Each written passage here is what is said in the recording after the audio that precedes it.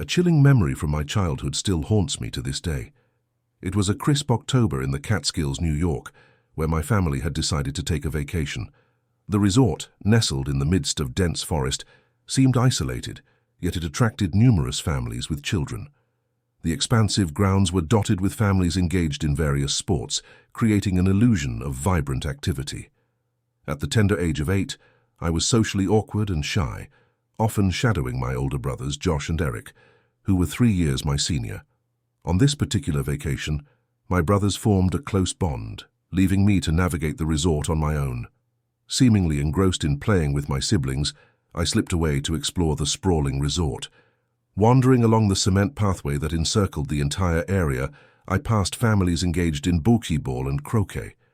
My little brother Craig always accompanied my parents, leaving me to my own devices. Intrigued by the prospect of discovering something exciting, I ventured into the activity hall building, where I stumbled upon the arcade my dad had mentioned earlier. The arcade was impressive, featuring an array of classic games and pinball machines.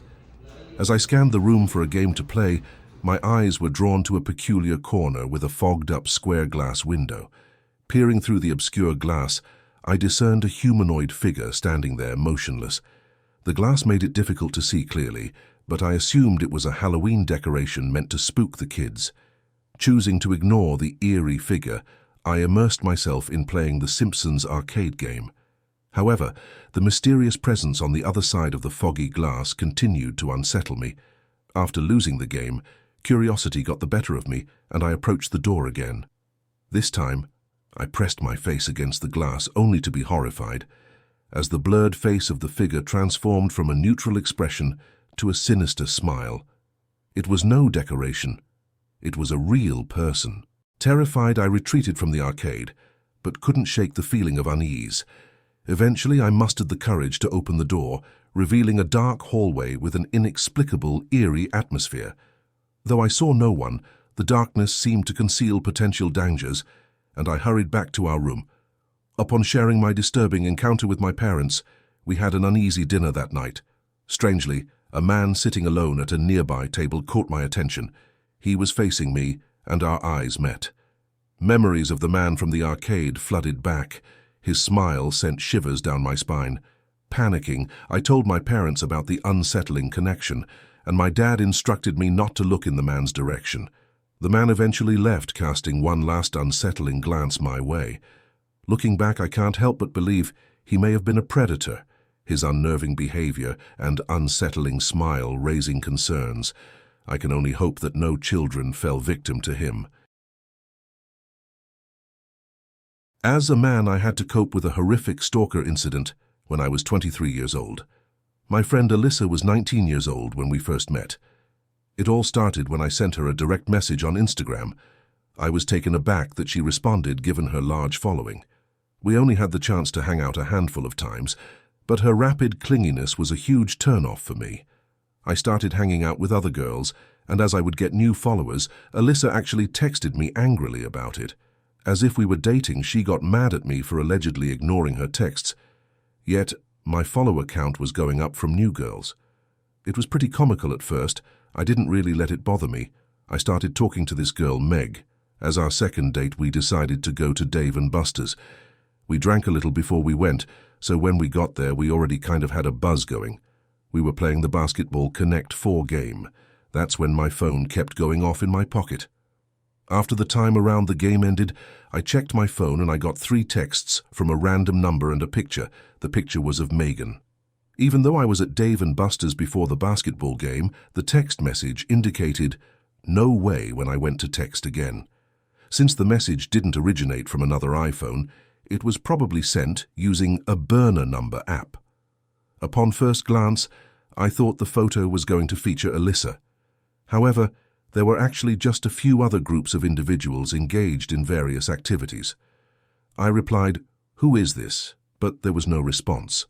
I showed Meg the text and picture, and she agreed it had to be a friend messing with me. We went across the place to a different game, and it happened again a few minutes into playing this new game. I got a picture texted to me with both of our backs turned to the person taking the picture, and they were maybe like 50 feet away from us when it was taken. It looked blurry though, like it was zoomed in this time. They sent a text saying, "My favorite game, can you beat my high score?" LOL.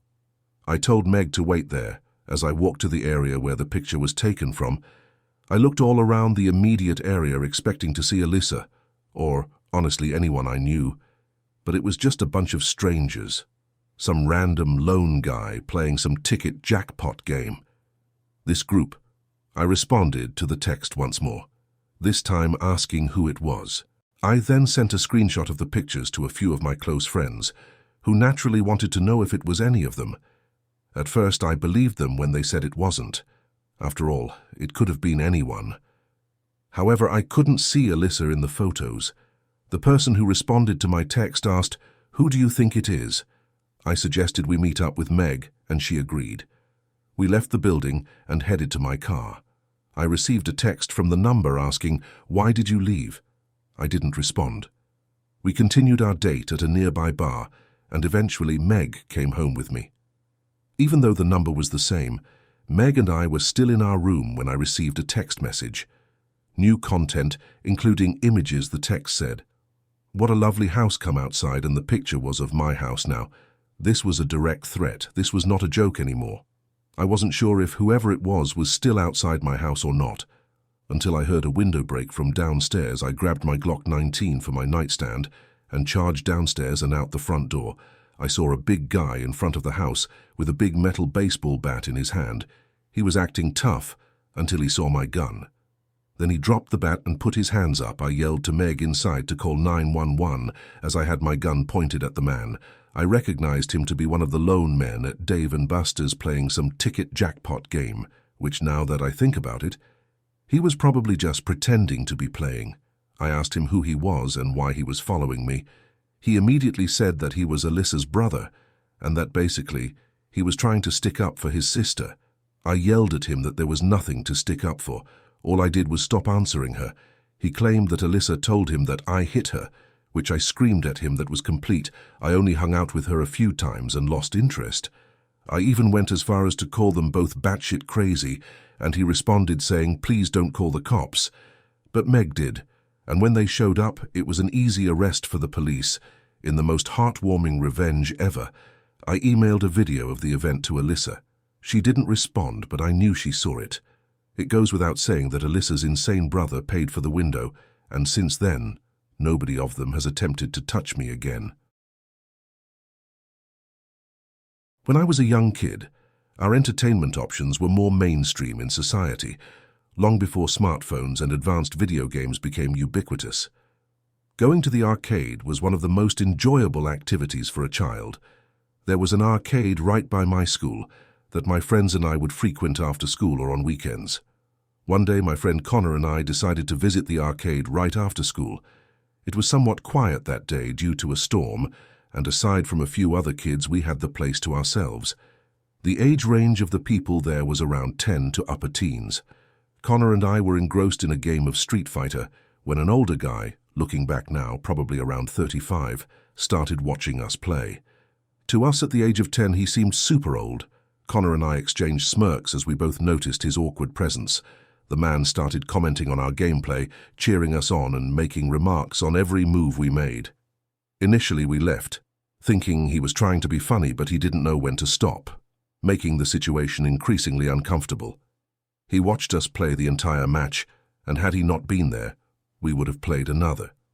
However, we decided to move to something else to get away from him.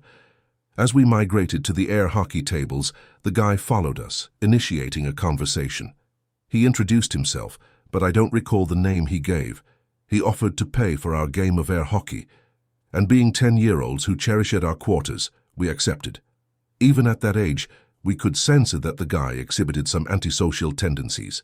He watched our air hockey game, commenting on it as if he were a professional commentator. The situation turned from annoying to downright creepy when he started making physical contact. It began when I scored a point on Connor, and the guy congratulated me, putting his hand on my shoulder. The hands lingered there for a few seconds, making us uncomfortable. The weirdness continued as the guy would congratulate us by patting us on the back or shaking our shoulders whenever one of us scored. Deciding to cut the arcade trip short, We told the guy we were heading home. He offered us a ride, but we declined, planning to run home in the rain. Our mistake was not lying and saying we had a ride.